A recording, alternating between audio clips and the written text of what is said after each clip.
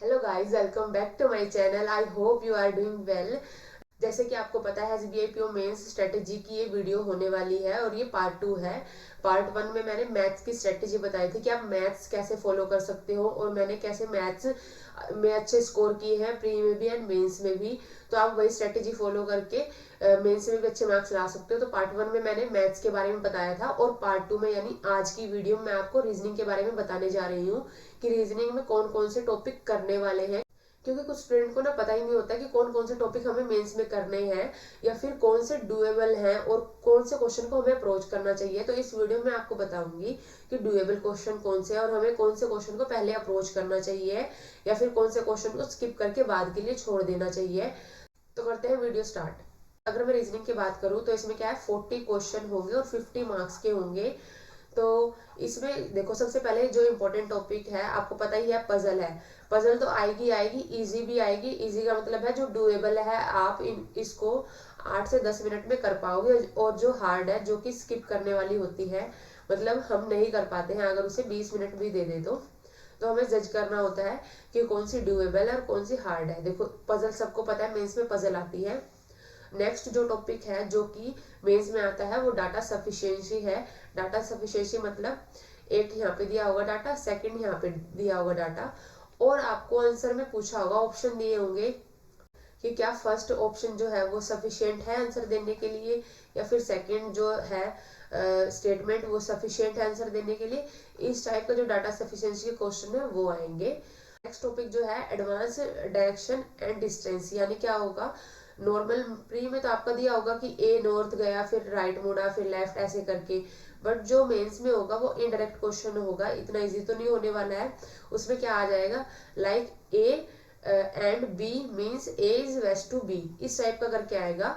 जैसे कि ऐसे दे दिया ए स्टार बी मीन्स क्या होगा, ए जो है बी के नॉर्थ में है, ठीक है, नॉर्थ में हो जाएगा नॉर्थ टू बी, ऐसे करके क्वेश्चन आएगा।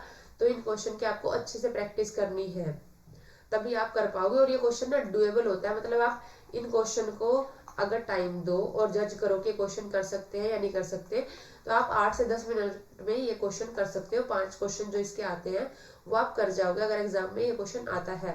अब एग्जाम में अगर स्लोक्स आता है वो भी एडवांस लेवल का आएगा, लाइक रिवर स्लोक्स। क्या दिया होगा आपको क्वेश्चन में, तो ना कंक्लूजन दिया होगा, ठीक है, क्वेश्चन में आपको कंक्लूजन दिया होगा और जो आपको ऑप्शन दिए होंगे 1 2 3 4, जो ऑप्शन दिए होंगे ना आपको, उसमें स्टेटमेंट दी होगी। तो आपको क्या करना होगा कि सारी स्टेटमेंट सॉल्व करती जानी है, like A sum A or एंड बी ऐसे करके, ठीक है, सोल्व करते जाना है। फर्स्ट का ही सोल्व कर लिया, सेकंड का सोल्व कर लिया, और फिर उसके बाद आपको जज करना है कि क्या इस वाले स्टेटमेंट से हमारा कंक्लूजन निकल रहा है या नहीं निकल रहा है, ठीक है। इस टाइप का रिवर्स स्लोग आएगा, तो वो भी आपको प्रैक्टिस करनी है। अगर आपने इसमें प्रैक्टिस नहीं करी है तो आप एग्जाम में इसी में ही ज्यादा टाइम लगा दोगे, जिससे कि आपका टाइम वेस्ट हो जाएगा। तो हमारा जो सिलोग्स का पार्ट है ना वो भी डुएबल है, तो हमें इस पर भी सबसे पहले अप्रोच करना चाहिए क्वेश्चन। जैसे कि कई लोगों को पजल करने में प्रॉब्लम है, हमसे पजल नहीं होती है मेंस की, तो आप सिलोग्स अप्रोच कर सकते हैं, इनइक्वालिटी अप्रोच कर सकते हैं। इनइक्वालिटी भी डुएबल होती है, जैसे इसमें दिया है ए एंड बी मीन्स ए जो है ग्रेटर है बी से, यानी ए इज ग्रेटर देन बी, ऐसे डायरेक्ट ना दे के ऐसे दे देंगे और थोड़ा सा इसमें भी कुछ ऐड कर देंगे, तो ये भी डुएबल है। अगर आप थोड़ा सा फोकस करोगे ना तो ये क्वेश्चन कर जाओगे आप। और ब्लड रिलेशन भी ऐसे आ जाएगा, A is father of B, but ये भी मैंने आपको इजी लेवल का एग्जांपल दिया है, बट इससे भी थोड़ा सा घुमा फिरा के क्वेश्चन देने वाले हैं, ना डायरेक्ट नहीं देंगे, ठीक है। अगर नेक्स्ट टॉपिक की बात करी जाए, कोडिंग एंड डिकोडिंग सबसे फेवरेट टॉपिक रहता ही है मेंस में ये। और मशीन इनपुट एंड आउटपुट, ये दोनों तो आते ही आते हैं हमेशा, कभी भी ऐसा नहीं हुआ कि ये नहीं आया या ये नहीं आया। तो ये एक तरह से हमारा मोस्ट इम्पोर्टेंट फेवरेट भी बोल सकते हैं कि टॉपिक है एग्जामिनर का, ये आता ही है। और इनपुट आउटपुट नॉर्मली ऐसे लाइन में नहीं दिया होता है। अगर आप चेक करोगे मेंस लेवल की अगर वीडियो चेक करोगे ना यूट्यूब पर, तो वहां पर आप इनपुट आउटपुट का अगर सर्च करोगे तो थोड़ा सा डिफरेंट लेवल का क्वेश्चन आता है। तो आपको टॉपिक मैंने बताया है कि coding decoding and machine input output आपको करना है। और ये अगर आप थोड़ी सी मेहनत करते हो इन पर, इन दोनों टॉपिक पर अच्छे से अगर मेहनत करते हो ना, तो ये भी डुएबल है। अब एक छोटी सी ट्रिक होती है, अगर वो आपने ट्रिक या छोटी सी बात पकड़ ली ना तो आप कर जाओगे वो क्वेश्चन, ठीक है। अब इसमें हम देखें और क्या क्वेश्चन आते हैं। कुछ स्टेटमेंट बेस्ड क्वेश्चन आते हैं, like course of action, statement and assumption, course and effect, statement and argument. देखो कई बार ना ये क्वेश्चन स्किप करने वाले होते हैं, कई बार इन क्वेश्चन पर कितनी भी मेहनत कर लो, बट मेंस में क्या होता है, इतने बड़े बड़े पैराग्राफ दिए होते हैं कि हमें समझ नहीं आता है इसका आंसर क्या दें, क्योंकि ये टोटली अजम्पशन पर बेस्ड होते हैं। आप इनका एग्जैक्ट तो कोई आंसर नहीं निकाल सकते हो ना, टोटली आपका माइंड पर बेस्ड है, तो आपको सोच समझ कर आपको ये अटेम्प्ट करने होते हैं। तो आप इन्हें स्किप भी कर सकते हो, या फिर एक यूट्यूब चैनल है मेरिट शाइन, आप वहां से ना इन क्वेश्चन की थोड़ी प्रैक्टिस करोगे, और अगर क्विज लगाओगे ना तो थोड़ा सा आपको आइडिया लग जाएगा अगर आप ये अटेम्प्ट करना चाह रहे हो। बेसिकली मैं सिर्फ इनमें से ना कोर्स एंड इफेक्ट वाला क्वेश्चन जो है वो कर लेती हूँ, बाकी मैं छोड़ देती हूँ, क्योंकि इनमें ना मोस्टली कई बार गलत हो जाते हैं क्वेश्चन, ठीक है। तो कई बार स्किप करना भी ठीक है, अगर आप फिर भी इनके प्रैक्टिस कर रहे हो तो यहाँ से आप कर सकते हो, बाकी वैसे भी सर्च करोगे तो आपको मिल जाएगा, ओके। अब मैंने आपको ना टोटल तो बता दिया क्या क्या टॉपिक आपको पढ़ना है मेंस में और क्या आपको करना है। देखो आप क्या कर सकते हो, अंकुश लांबा सर की वीडियोस देख सकते हो यूट्यूब पर, ठीक है। मेंस लेवल का अच्छा पढ़ाते हैं, तो आप वहां से भी आप मेंस लेवल की वीडियो देख सकते हो। एक पुनित सर है, वो भी अच्छा पढ़ाते हैं रीजनिंग का, तो आप मेंस लेवल का वहां से भी यूट्यूब से सर्च कर सकते हो। जरूरी नहीं है आपको सब्सक्रिप्शन ही लेना है, आप यूट्यूब पर भी बहुत सारे सोर्स हैं, आप जिनको फॉलो करके एग्जाम क्लियर कर सकते हो। और प्लस आपको क्या करना है, सेक्शनल टेस्ट इसका भी देना है रीजनिंग का।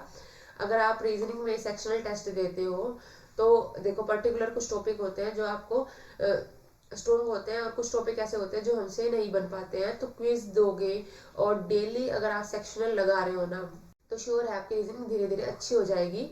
और अगर आप यही स्ट्रेटेजी फॉलो करते हो और यही टॉपिक आप करोगे ना तो आप अच्छे से कर जाओगे, और श्योरली आप इतने मार्क्स स्कोर कर लोगे कि मेंस में आपके 20 to 25 एक्स्ट्रा मार्क्स आ जाए।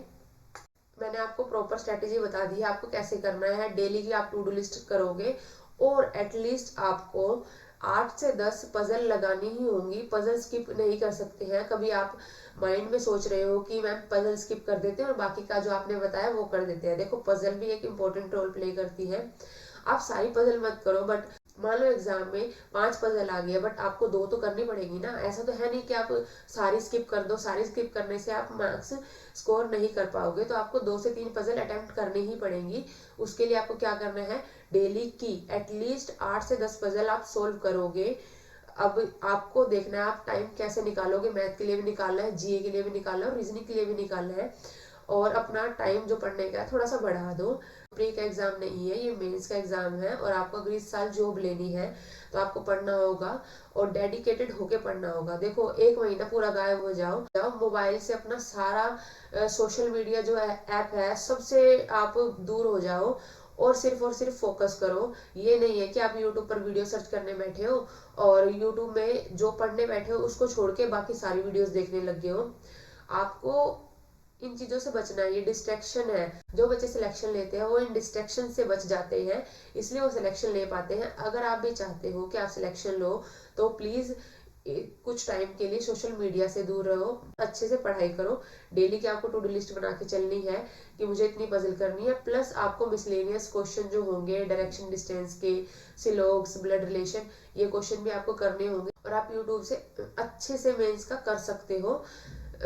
तो यही मेरी आज की वीडियो थी जिसमें मैंने आपको बताया कि आपको कौन से टॉपिक पर ज्यादा फोकस करना चाहिए।